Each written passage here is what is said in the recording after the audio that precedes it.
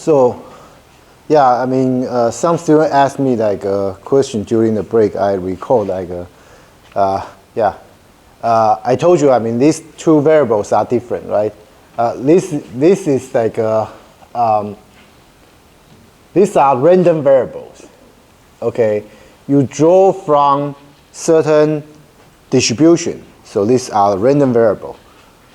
So these are like a constant variable. Okay, so you get, I mean, once the mu and the kappa are determined, alpha is determined. Okay, something like that. So when you use this pm.sample to draw like samples, okay, for your trace, okay, what happens that, I mean, the trace will record all the values, I mean, for the random variables, I mean, for each train, of course, like, and those results will be drawn to, I mean, to something, to here. And, you know, because here, I mean, we set mu and the kappa to be random variable, okay? So the mu and the kappa will be drawn, okay, even though, okay, we didn't really like assign a prior to mu and the kappa. What we assign is like, you know, the beta distribution and the half normal distribution where the mu and kappa come from. But you know, I mean, in the trace, what really gets recorded are the mu and the kappa. Okay, just want you to be aware of that. So, yeah, and you may wonder, like, yeah, I mean, is this a bug or something, right? I mean, shrinkage. Like, why do we have shrinkage? And is it like reasonable to have shrinkage, this phenomenon?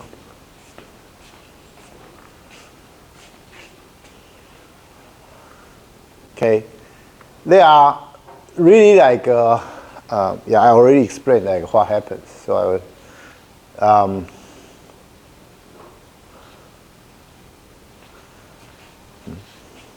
okay, so the shrinkage is a way to, what should I say? Like, remember, like in the hierarchical model, okay.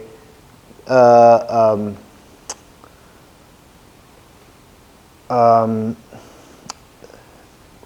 probably should go back to the nature of the data. Okay, the reason we use hierarchical model is because of the hierarchies hidden in the data set, right? As I mentioned earlier, right at the beginning of this today's class. And for example, I told you like okay, for different districts, okay, in Taoyuan, okay, they are all controlled by Taoyuan city government, right? So in some sense, okay, let me put it this way, okay, in some sense, these different districts should share certain similarity, right? They should share certain similarity. Okay, if one district, some district may be better, some district may be worse, but because they are all governed by the same city government, so they should, you know, they should share certain similarity. So this, you know, first, like this hierarchical model, okay, or you can say this shrinkage somehow reflects such a trend, okay, because the shrinkage, as I said, it will pull different groups together. Of course, like if one group has more data, okay, it should has more tendency to stay at where that group is. Okay, I'm not saying it's not going to be pulled, but it's going to be pulled by just a little bit. And if the other group with, you know, smaller amount of data will be pulled more toward that the group that has more data. Okay, and that's also reasonable, right? I mean, remember, I mean, we are talking about Bayesian. Okay, so like more data obviously has like has a greater impact to the result, right? And also like obviously prior is also an important factor. I mean, it depends. I mean, the example that we use, okay, we are using weak prior. If you want the prior to take more effect, you could use a strong prior. For example, you say, oh, Taoyuan government is great. Okay, I mean, I think a lot of people don't like it, and I don't like them now because the monkey just died, right? Yeah, but just kidding. But I mean, you know, some people maybe they like new mayor, okay, for whatever reason, okay.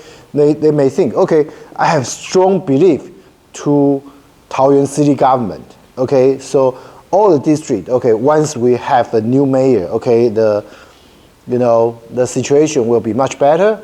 Okay, that's possible. I mean, if everybody agree with that, I mean, you can use a strong prior, which will be, obviously will have impact to the result. Okay, but you will probably see, less amount of shrinkage because of the stronger prior. Okay, that's also possible. But as I said, like all this can be like reasonably explained, okay, and the shrinkage, as I say, like because, I mean, this group, okay, because all the groups are under a certain organization, right?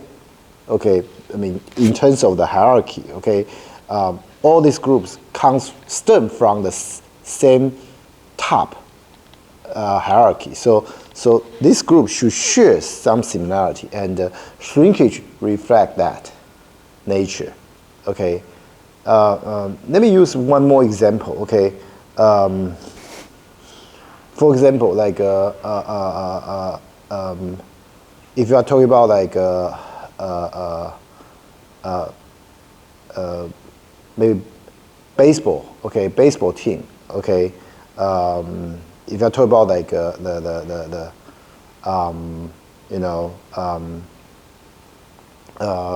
if you're into like Major League Baseball, like Major League Baseball has like obviously like the American League and National League, okay, and there's one saying, okay, but now it's no longer the case. Okay, one of them, okay, if I remember.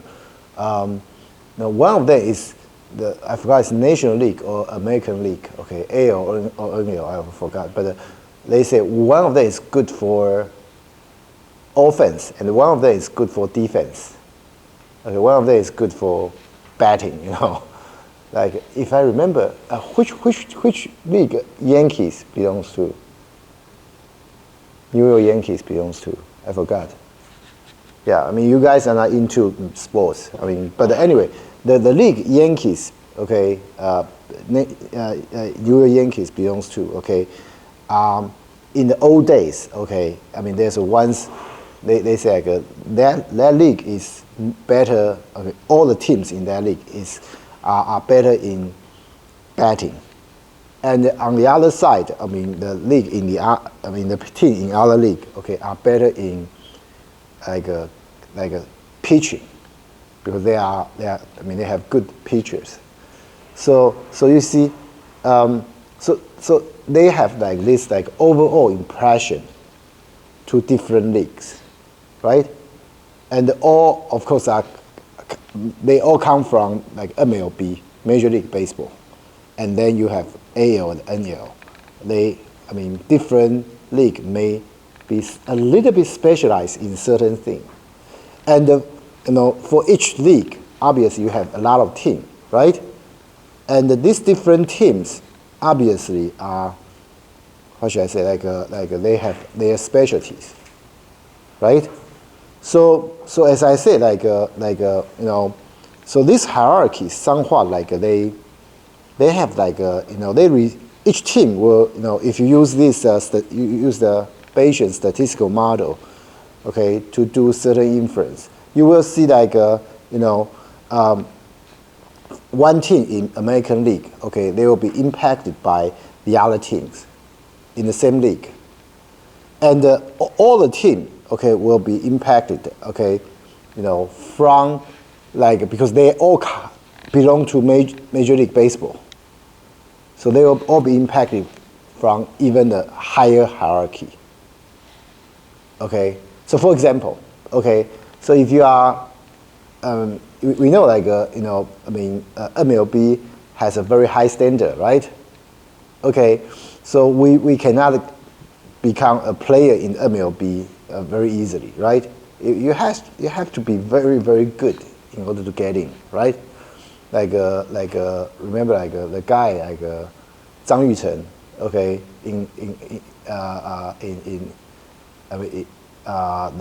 who played for Taiwan, like he performed so well, right? But he couldn't get a team like last season, he almost he was almost sent back to Taiwan, but he was doing great, he was able to hit a lot of balls, but so MLB has a very high standard for players. So basically, the statement here, MLB is good, comes from the top one, right?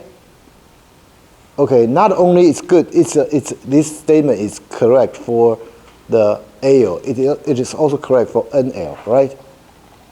So in some sense, you see this hierarchy really has certain impact to all the teams. Okay? So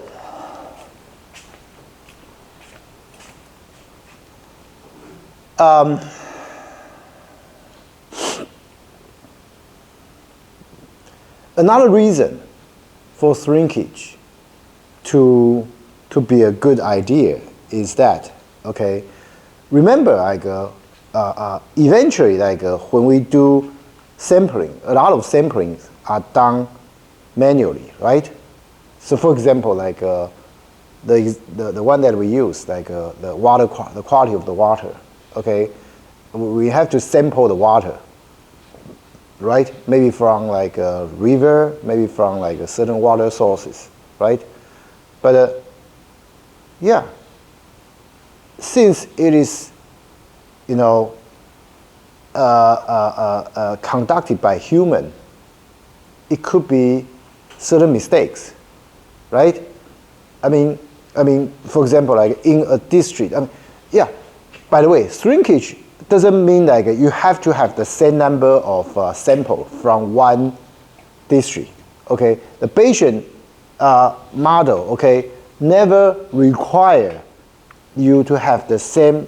In the example we use, we have 30 samples for 3 groups, right? From all 3 groups, okay. 30 for first group, 30 for second group, 30 for the third group. But this is not required. You could have 30 from the first group, okay, maybe 10 from the second group, or even 5 for the third group, okay. Well, maybe because we are talking about district, right? Some district may be bigger, for example in Zhongli. Well, Zhongli is one of the districts that has the most population, okay, in Taoyuan City, right? But in some districts, for example, Guanyin, not Guanyin, there's, I think Taoyuan City contains some district in the mountain area, okay, which really does not have many people there, okay, and it's very rural, okay, and it could take hours to drive to there, okay. But anyway, so for those districts, obviously you couldn't get a lot of samples, right? Compared with Zhongli, okay. So it is okay, not only okay, but also very common to have different number of samples from different groups. Okay, so say okay, if you have only one sample from one district, Of course, that's a very extreme case. Okay, let's just consider that as a possibility. Okay? I'm not saying like this is the case for, I mean, it's a good, I mean, practice for, I mean, statistics. Okay, I mean, normally you should at least like collect like several samples. I mean, but let's say, okay, just for the sake of like an explanation, okay, assume you only have one sample from a district, and unfortunately you made a mistake. Okay, say, oh, so all the other area, okay, I mean the lead condition, okay, is quite good, but it happens that one district that you only have one sample with, it has a terrible, okay, the lead is like a terrible. So if you use this hierarchy model, okay, you will see that terrible result will be pulled toward like a better result. But this is nature. Why? Because as I said, that may come from like a human error, right? Because you only have one sample. It is likely you make a mistake because compared to all the other samples from the whole city, it looks like this city is doing a good job. But how come only one district, I mean, that has so terrible situation? It doesn't sound plausible, right? It may be the result of human error. I mean, when you do the sample, when you do the examination of the water quality, maybe you make a mistake or something, right? So if you don't have shrinkage phenomenon in place, then what happens that you end up having like this result. Okay, all the other places are good except this one, and you cannot explain it, right? Okay, so in some sense, shrinkage also gives you a way for self-correction. Okay, it can correct certain human errors. Okay, of course, we are assuming you are not making a lot of error. Okay, for most of the data, I mean, they are correct. Only a few of them are not correct. Then the shrinkage can help you.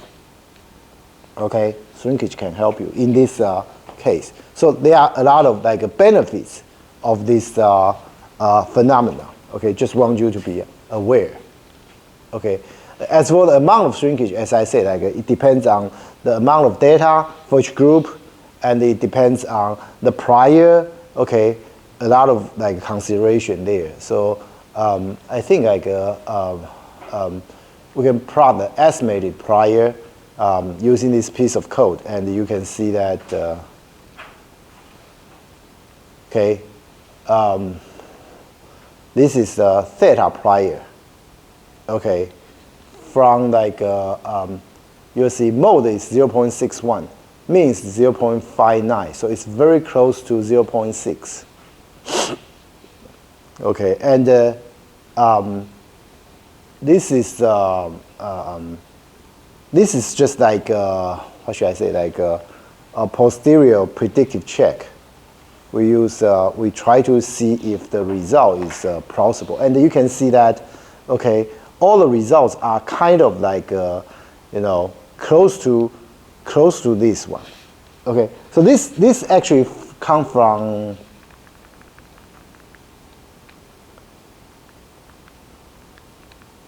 this one. Okay, like 3 groups. Each group has 30 samples, and out of 30 samples, 18 are good. Okay, so as we later is able to plot this one, and okay, it shows you like okay, it's not too bad. Okay, it's not too bad. Okay, so it's just a way to verify. Okay, your result is plausible or not. I mean, just like a predictive posterior predictive check. Okay, and then okay, author tried to provide another example for the hierarchical model, but the one he provided is, again, it's a chemical shift. Okay, I really don't like this example, but what should I say? Like, remember I told you, the author is expertise in this area, so that's why he keeps like coming back to this area. Okay, so yeah, I mean, this is about like proton. Okay, proton. Okay, and the proton like has like 20 amino acid. Okay, amino acid. Like each amino acid has one like a 13C alpha.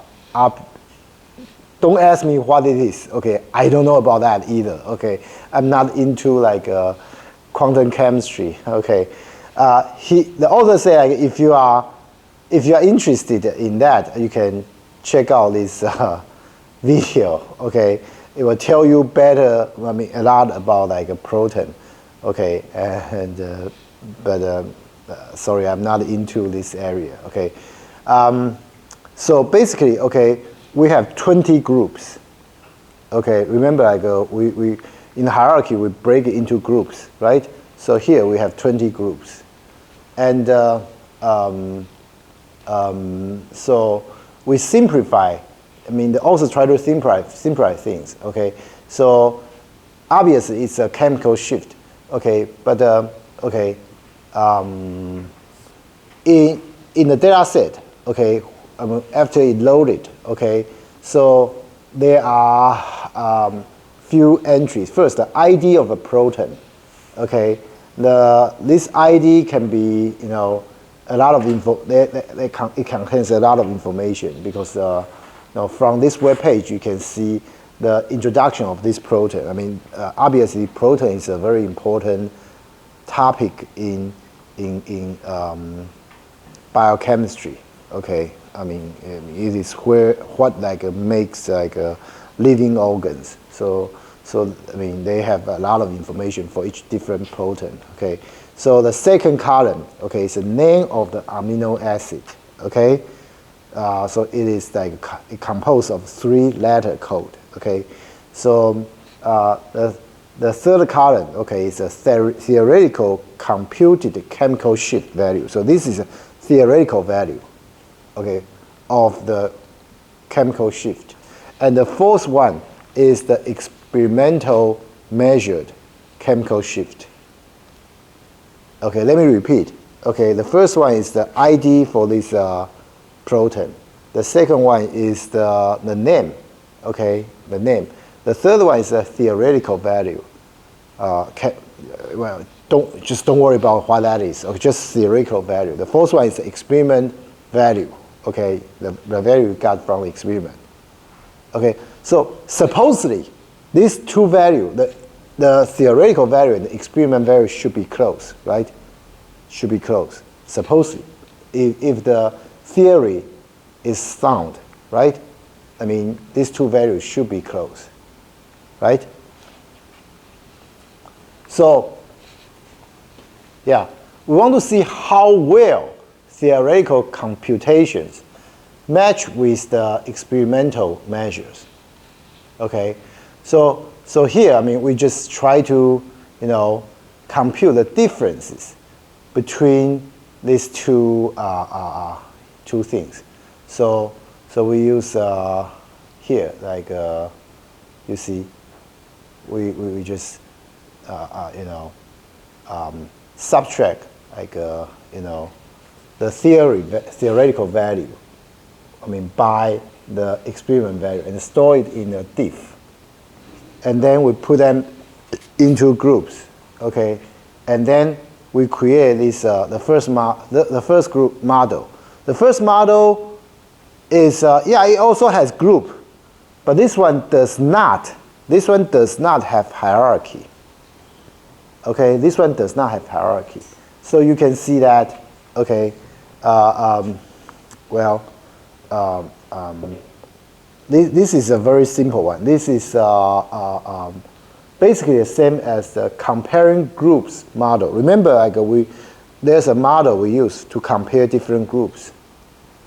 Okay, I think we talked about that model like at the end of last lecture, right? Okay, not the last hour. I'm talking about last week. Okay, the lecture last week. Okay, we talk about how to compare different groups. But so here, okay, basically we draw. I mean that's a normal Gaussian distribution. Okay, so we draw that Gaussian the value the value from a Gaussian distribution, and then okay we have different groups. Okay. So we have like the mu and the standard deviation, and then okay, the mu and the standard deviation, mu and the sigma. Okay, mu comes from the Gaussian distribution, normal distribution. Okay, with a very flat plier. Okay, because mu is 0 and the standard deviation is 10. Okay, and the sigma actually comes from the half normal. Okay, again, it's a quite flat plier. And then, okay, we generate a sample for 1,000 per chain, okay? And then that's the one without the hierarchy, okay? And the hierarchy one, okay, is here. So you can see that the difference is that, okay, instead of like, we just set the values for the mu and the previous one, in the mu, for the mu and the sigma, okay, we just got it directly from distribution with the fixed value of the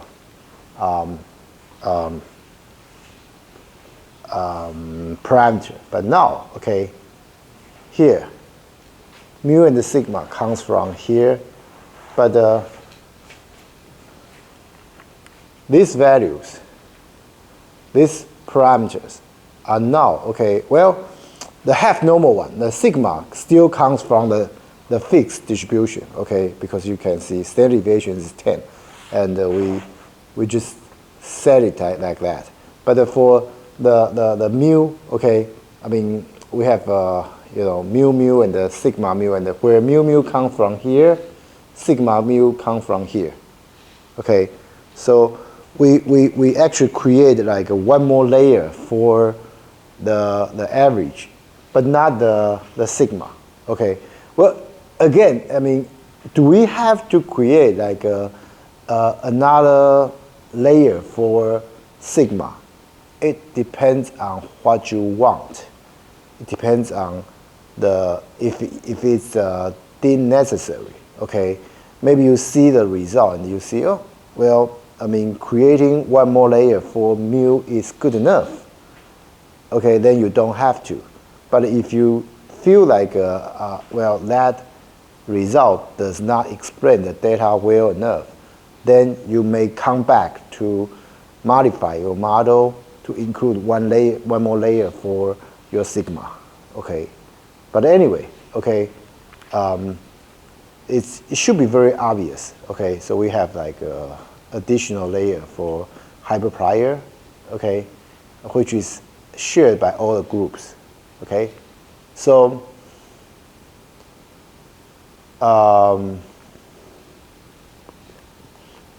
so there's like a utility function called plot forest, okay, which allows you to plot like a comparison between two different models, okay, conveniently, okay. It actually accepts many options. For example, like the combine. What is combine? Combine just means like merge like all the chains together. Okay, but we set it to be false, so it means we don't want to merge the chains together. Okay, and some other things. If you want, you can check like the the API for this function, and then, okay, this is a result. Okay, obviously, I mean, we have 20 groups, right? We have 20 groups. So for these 20 groups, we have like two different models, right? So you can see that, okay,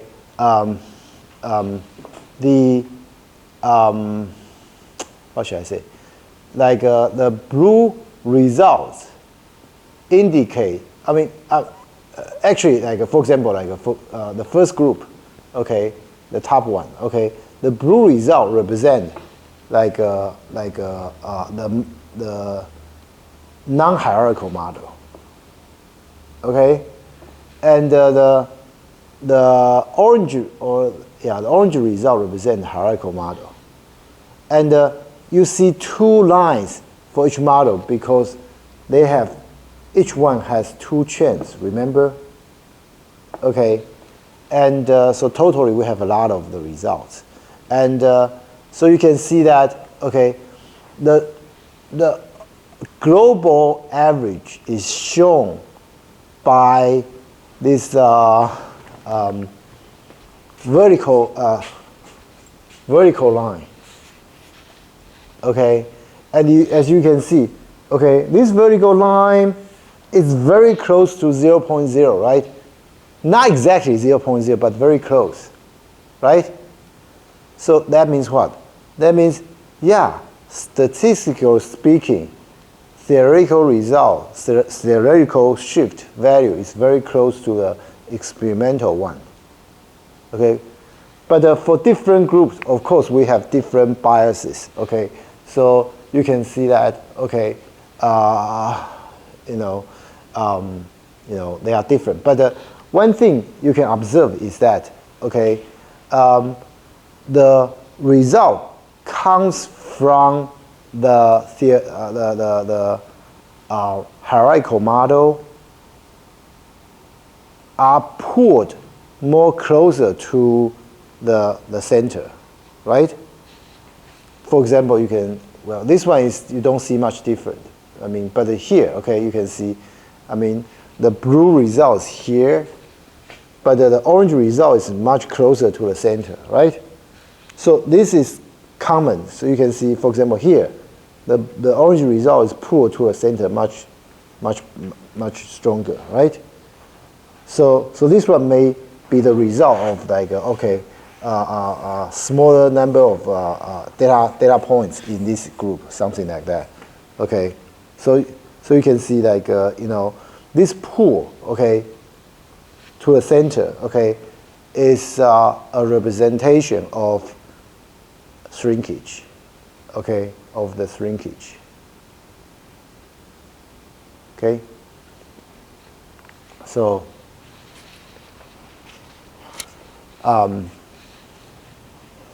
of course, I'm to be honest, I would prefer to use a much more interesting example, okay, than this one, because this one we really don't have much idea about this chemical shift thing, okay, but yeah, I mean.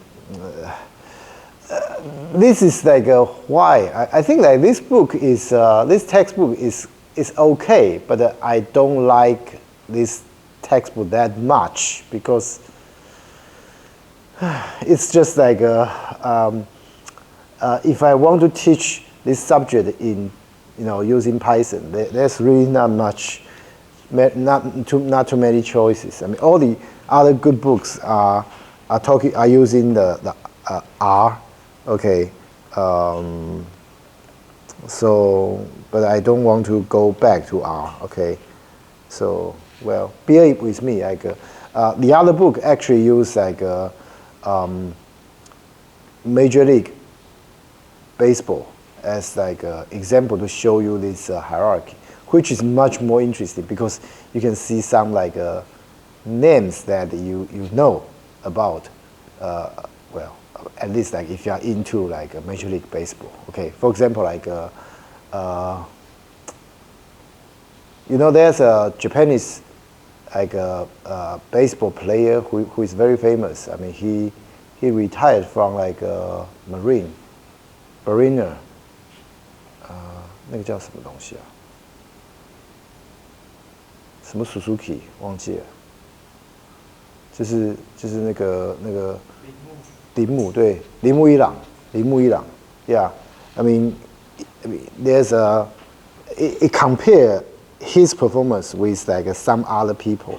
That's very interesting. Okay, you will see, you'll be able to see like okay how crazy this guy is. Okay, but anyway, like let's yeah. Okay, so I already explained like the figure, so I think like that's the end. So that's pretty much the end of this chapter. Okay, so this hierarchical model is going to be used repeatedly in the following chapters. So I was debating. I mean, whether I should talk about. I mean, continue talking about like different models, or I should like go back to talk about like sampling techniques, the foundation. Okay, why? I mean, how this? I told you like a sampling technique become like available like in the late about 1990s. Okay, that's why like we are able to use like this computer software to solve this Bayesian inference, right? But what is this inference technique? Sorry, the sampling technique. I mean, let me finish the next chapter. Okay, then I will pull back to the foundation. Okay, to talk about that. Okay, so yeah, let's let's take 10 minutes break. When we come back, we will continue the discussion. Okay. We'll